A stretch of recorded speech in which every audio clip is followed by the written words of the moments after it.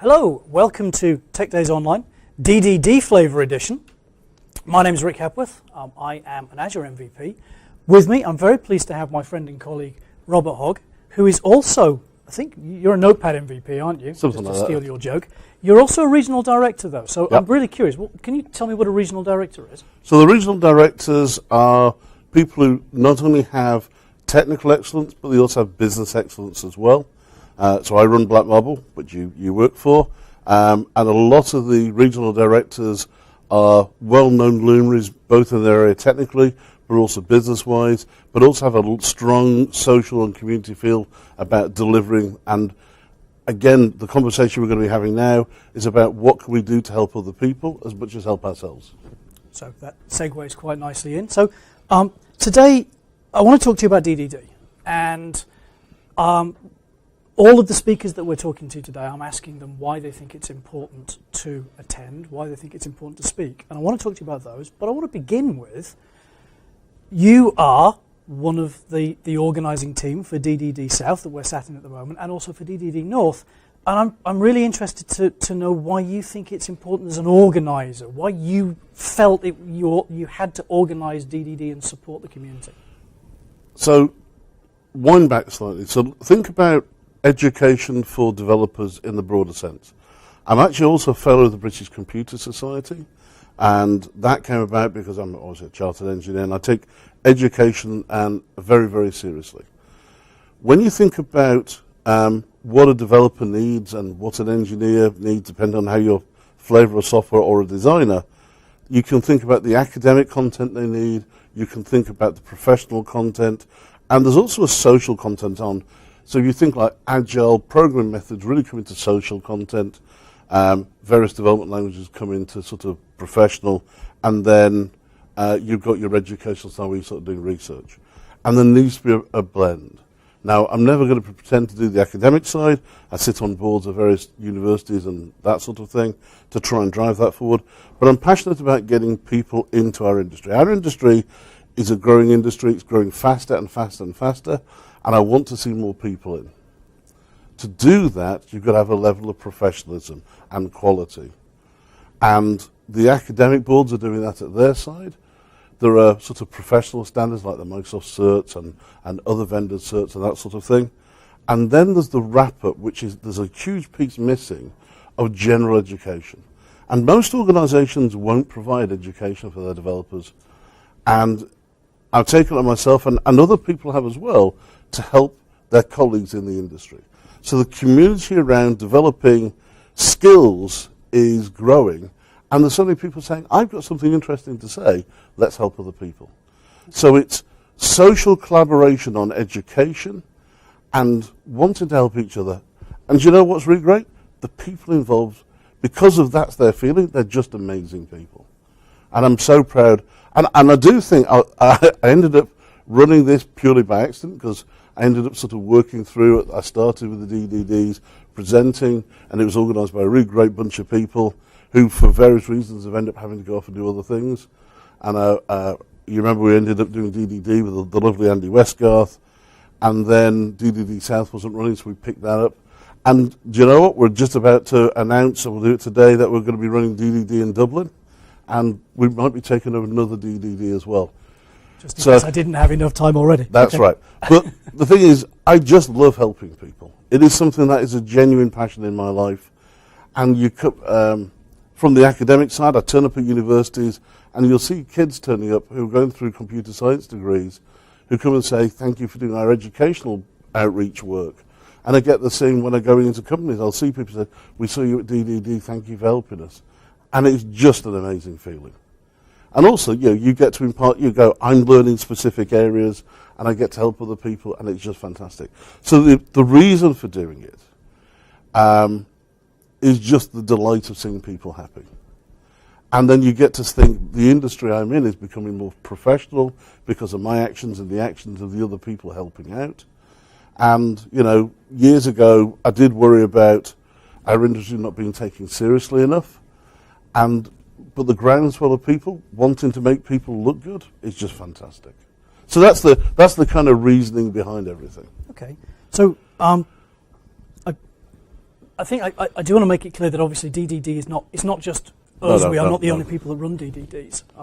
There's great guys who run DDD East Anglia and DDD Southwest and Perth and Brisbane and those sort of places. So what advice would you give to somebody who thought, you know what, actually there isn't a DDD in my area or my country? Are there any tips that you can give to people who want to try and run an event at the scale that DDD is? Because it's not a small event. Things that you've learned that they shouldn't do or should do, tips and tricks, that kind of thing. So the number one is don't be afraid and have a go. If you are serious about wanting to do it, get in touch. And I will do a private chat to anybody who wants to run one, walk through how we do it, what do we do, because I want to see more. We can't fulfill everywhere in the world. The hardest part is you get people, you get critics. You'll have spent months putting an event on, and DDD is free. We get some lovely sponsors coming in who see the value of supporting the community. We get some help from myself. We get some help from people like Grey Matter and just some really, truly amazing companies who just want to see community work. But you get critics, and somebody will turn up and say, you didn't do this. I wanted 3 more selections of sandwiches. We had 8. Well, I wanted 11. And it is, initially, it's very depressing because you say, then you find out, you realise that people just want to criticise, and you've just got to have a bit of a thick skin on that. Or when you've had somebody for the first time speaking, and they're a bit nervous, and the audience maybe weren't as kind. And I said the negatives are, and I make it sound worse than it is, they're quite hard because we encourage novice speakers. We want people to come up. There's people learning new technologies all the time, and getting these new speakers in and onto the circuit, helping impart their knowledge is part of what it's about. But if people knock them, it's much harder for them. So, and that's hard to watch. I think, I'll be honest with you, that's quite hard to watch. But that's probably 1%. The rest of it is pure joy. The rest of it is seeing the amazing things and the feedback and how much people enjoyed themselves. So you will enjoy it. It is hard work. We're fortunate we've got to a scale where we do so many of these now. For us, it's we have a process that we go through, and it's relatively straightforward. But you're talking man-months of effort for each one.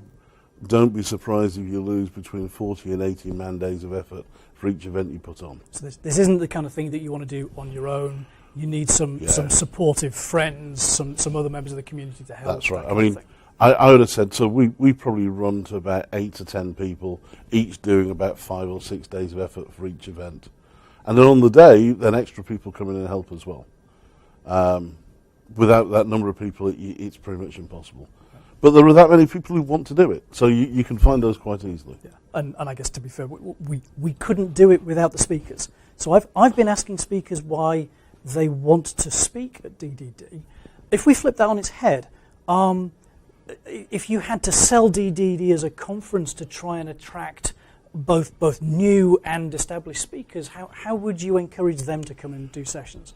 So DDD is a great place for a proving ground because it's a community event. If you're a new speaker, people are generally more forgiving. Obviously, if you'd paid a lot of money to go to a big event and you weren't very good, people get, and quite rightly, very cross. So if you want to try out speaking, it's a great place.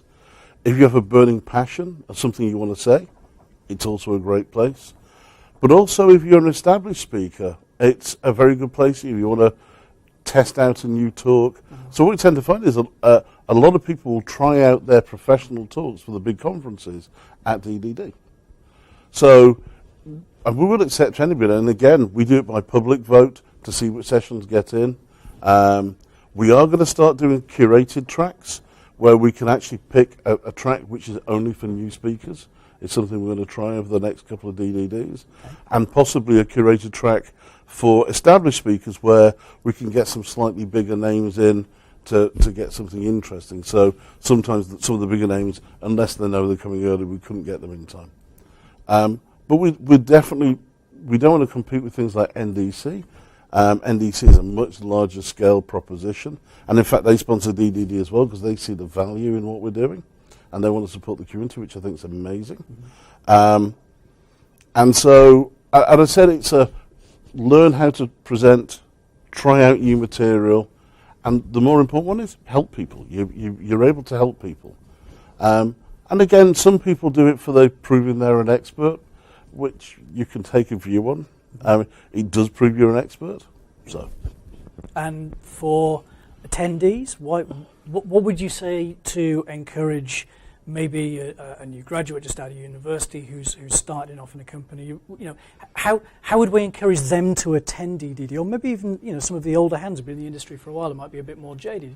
What's in it for them to come to this kind of event? So DDD offers such a beautifully broad spectrum of speakers, normally of really high quality. Even the new speakers, we've got some established speakers who I know have spent the last 2 weeks just preparing talks. So they want quality, they want it to work, they want to do an amazing job. So you've got 20 or 30 amazing slots of speakers of a variety of topics. So it's not just Microsoft, it's some on hacking, some on analysis, some on various web technologies, some on cloud technologies. The mix is great. We do aim for quite a nice mix, and we get it pretty much every time. So you get to learn things. And the important thing is, I love developers, so I'm about to criticize them. Developers are very quickly will get into a rut. And if you don't see what's out there and see why to use it, you'll never pick up new technology. Mm-hmm. So it's a great place to find out about everything new and not just read somebody said it's the new silver bullet to solve my problems. I'll go and run my entire project on this new technology and then find your entire company tanks. You get to come and see it being used, talk to the people doing it, and take a value decision. So you can make value decisions on your business, you can make value decisions on your career, and learn new things all at the same time. Okay, that sounds quite exciting, actually. So one thing I think we should be open about is the name DDD is developer. It obviously comes from Steve Ballmer's wonderful chant at a conference a few years ago. So I think it was more than a few years ago, but yes. I refuse to admit to being that old. So I think we're open about the fact that we are generally focused on the Microsoft stack, but I think it's fair to say, and I don't know whether you agree with this, that it's very much broadened over the years. We're seeing quite a lot of soft skills sessions getting voted in now. We're seeing we're not necessarily seeing Java sessions and that kind of stuff, but we're seeing a lot more sessions about using the more open source technologies on the Microsoft platform around Azure, that kind of stuff. But that's how everything's evolving in the marketplace. That's you're right. The comment I made before, where you have the educational, you have the industry standard professional, and then you have the soft skills or the personal skills. And it's interesting that there's lots of sessions on personal soft skills and the industry and professional. Again, we're not going to touch the academic side because that's a bit too, it's just something we're not going to be able to do with good credence. Whereas the rest, we have an interesting mix. And again, coming back to in future, I think we're going to be curating soft skills tracks, design tracks, and those sort of things. So you could actually attend pretty much a design-only track, possibly architecture. Architecture we tend to do separately to DDD. There are other architect sessions coming up later in the year, which will be advertised, which we run separately to DDD. And then you have sort of the industry, sort of like whether it's C# or Azure or whatever it's going to be. And then sort of the professional side, which is how do you solve this kind of problem, like microservices and that sort of thing. So you have the sort of the semi-architectural professional. So we have a mix of all of those. Okay. So let's talk a little bit about DDD North. So we're sitting at DDD South. We're at TVP, sitting in DX's offices. And this was the first, wasn't it? We're in the 12th year of DDD now. Although in the introductions, I forgot which year it was already. So I'll let you off. You're not as good as you used to be. So what made you get involved with DDD North, since you were already involved in part with DDD South? Why take on the extra one? So actually, South I was presenting at. I wasn't actually one of the organisers. And North, it was being set up by Andy Westgarth, and he asked for help. And as we said at the start, somebody asks you for help, you think, actually, no, I should be doing that. I work with the principle I could always be doing more. And I always beat myself up that I'm not doing more. There's a part of me thinks also sometimes, how do you do more? But that's, you should always be driving to do more. And Andy Westgarth said, I'm struggling. And I said, okay, we can help. It's I think he had some help. Some people dropped out. We came in. We helped out a lot more. And then he departed the shores for Microsoft Mothership. Still involved though, isn't he? Though I think he manages some of the websites for this DDD and DDD North. He manages the website. Totally gorgeous and lovely man. And he does the web registration and the management to that side, and we effectively do the logistics and management at this side. So I know you and I have talked a little bit in the past together about what we used to perceive as the dearth of events in the North. Do you think, A, that's changing, or B, maybe that DDD North is helping to push the fact that there is life north of Watford? Yes, north of the war there be walkers and that sort of thing. As Black Marble, we have run lots of community events and architecture events, and we've been trying to fill that gap for years. And DDD, part of the reason to get involved with DDD North was, again, this, there is life north of Watford gap. But I think we need to do more. I'll be honest with you, we need to do more. We can't do it all by ourselves. But the number of user groups and stuff where people are doing things now in the North has exploded. So I suspect we've done okay. And hopefully we push some of that vanguard to make that happen. And then we've taken over DDD South, and then expanding on to the joys of Dublin later this year. So I do just want to get in a couple of specifics. So DDD North, actually, we tend to move it around, don't we? So where is it this year?